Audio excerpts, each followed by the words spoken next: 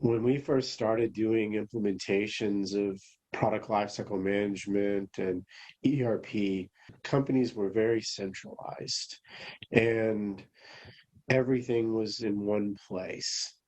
And now you have situations where you have very complex supply chains. You have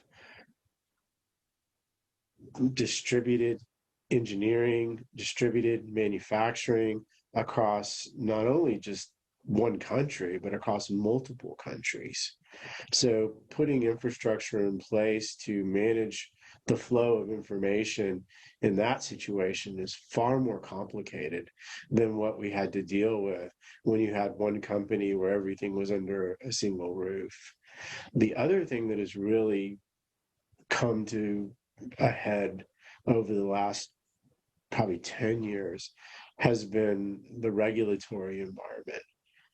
Things have gotten way more complicated as far as medical device organizations.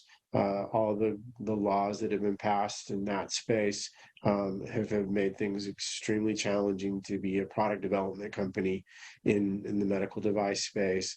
Any kind of environmental situations, you have to be able to track all of your materials and how they're being used, where they came from.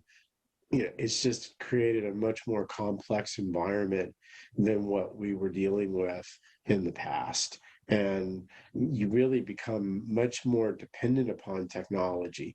And 20 years ago, it probably wasn't mandatory that you have a PLM system, maybe even have an ERP system.